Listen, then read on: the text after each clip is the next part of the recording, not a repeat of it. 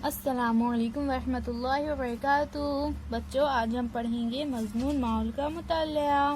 آج ہم پڑھیں گے بچوں سبق نمبر 3 پانی کی ذخیرہ اندوزی۔ تو بچوں، اس سے پہلے کی ویڈیو میں ہم نے اس سبق کو آدھا پڑھا تھا، آج ہم اس کے آگے کا سبق پڑھیں گے۔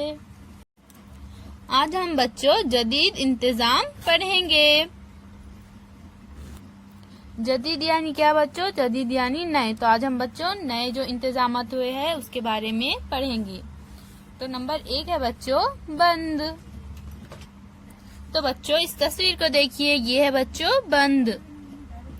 پانی ذخیرہ کرنے کے لیے نئے طریقوں میں سب سے اہم طریقہ بند ہے۔ اس کی وجہ سے بہت زیادہ پانی ذخیرہ کیا جا سکتا ہے۔ زیادہ پانی ملنے سے زیادہ فصلیں حاصل ہونے لگی ہے، شہر وسیع ہونے لگے، کارخانے بننے لگے اور بجلی کی پیداوار ممکن ہو سکی۔ مہاراشٹر میں جائکواڑی، کوئنہ، اجنی، یلدری جیسے کئی بڑے بند ہیں۔ Number 2 borewell.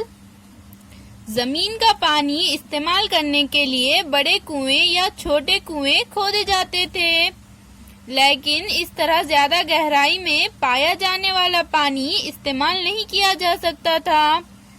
بجلی کا استعمال شروع ہونے کے بعد سے بجلی کی مدد سے چلنے والے پمپ کے ذریعے بہت زیادہ گہرائی میں پایا جانے والا پانی بھی نکالنا ممکن ہو گیا۔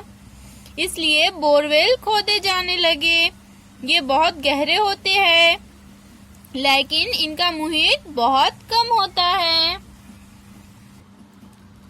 سبیل، آبدار خانہ، راستہ چلنے والے لوگوں کو پینے کا پانی مہیا کرنے کے لیے کئی مقامات پر پانی کے رنجن، مٹکے وغیرہ رکھے جاتے ہیں، اسے سبیل کہتے ہیں۔ یہ اس طرح سے بچوں کئی مقامات پر رنجن یا مٹکے رکھے جاتے ہیں تاکہ لوگ اس میں سے پانی پی سکیں۔ پانی مہیا کرانے کے کوئی پیسے نہیں لیے جاتے۔ کئی لوگ یا تنظیمیں اپنے طور پر سبیل کا انتظام کرتی ہیں۔ اس طرح کئی لوگوں کو پینے کا پانی دستیاب ہو جاتا ہے، خاص طور سے موسم گرما میں اس کا خوب استعمال ہوتا ہے۔